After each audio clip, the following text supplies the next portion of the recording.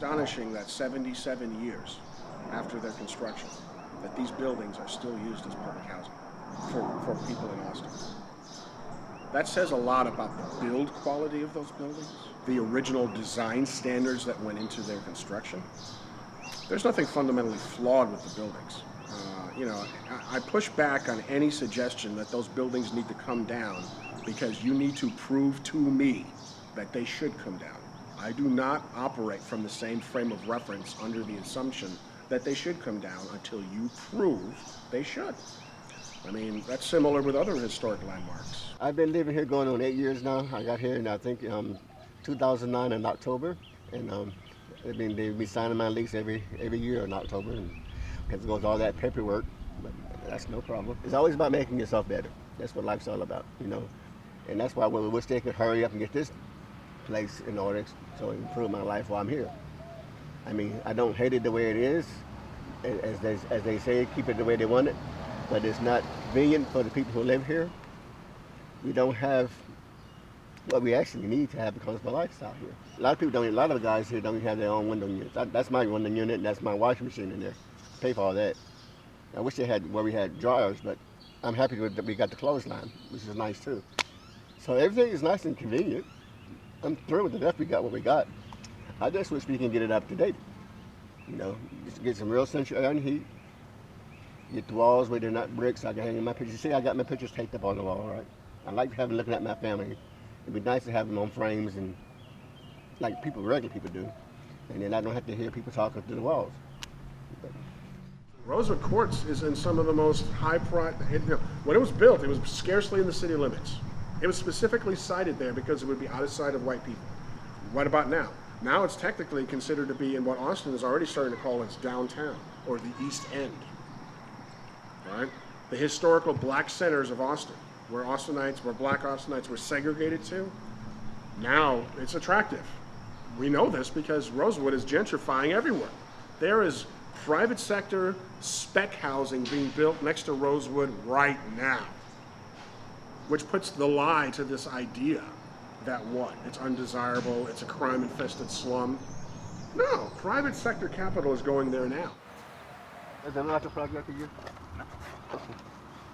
You got, like I was telling my cousin, he came in, when my cousin came, like I mentioned in the thing, he was shocked that we had green grass, we had trees, we got squirrels, birds, we got our own bathrooms, everything. These people want to help us, they want to help you. What's wrong with wanting to have a new home? That's all I don't understand these folks. What's wrong with wanting to have a new home? I mean, you know somebody can do it for you. So what's the problem? I don't see no problem. Wouldn't you like to have a brand new spanking home to come back to? You know what I'm saying? I would. I can't wait. Pitch book they gave out at the last meeting. Oh goodness. How do you feel about it? Oh jeez. How do you feel about it? Never confuse advertising with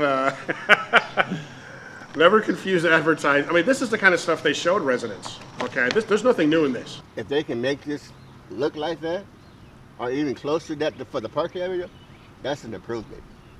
I think they can do. I think it can happen. This is not what's going to get built. I said so at the meeting, the community meeting last week or the week before. You know, these are conceptual drawings that are marketing materials. Okay? I mean, in order to understand what actually is likely to happen, you have to look at the evidence. You have to look at the track record. You think it's just a dream, though? I hope not. I hope. See, that's the thing. I mean, I've been here like I said, going 8 years. I think they've been talking about this now for four or 5 years, and it ain't nothing. Nothing's happened, and that's why I've never been going because ain't nothing been happening. And now I know why nothing been happening because they don't want to deal with. They have to deal with these historical people. It's a public asset. Everybody gets to weigh in. If you pay tax, and even renters pay tax to support public institutions like public education, you get to have a say.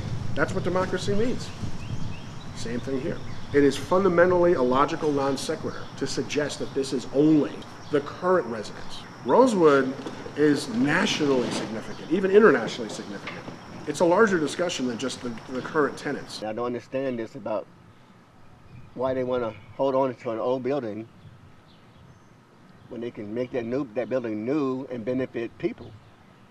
The people who need to use it as public housing, of course, have legitimate needs. But, you know, these arguments that the housing authority has put forth for demolition, such as the units are too small, the barracks-like appearance of the housing, people can't hang pictures on the wall, there's no heating, ventilation, and cooling inside the structures, these kinds of things. These are all things that the housing authority has received, millions of dollars in subsidies from HUD for decades. So if Rosewood is run down, it's largely the fault of the housing authority itself. Now, it isn't actually all that run down.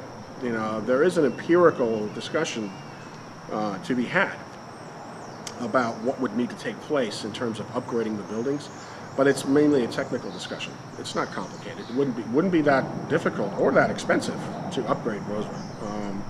It could be done, but the housing authority doesn't want to have that conversation because they pre-decided that the buildings are worthless or not worth saving. It should be torn down. And asking the question why they believe that is an important question to ask. This property is for us.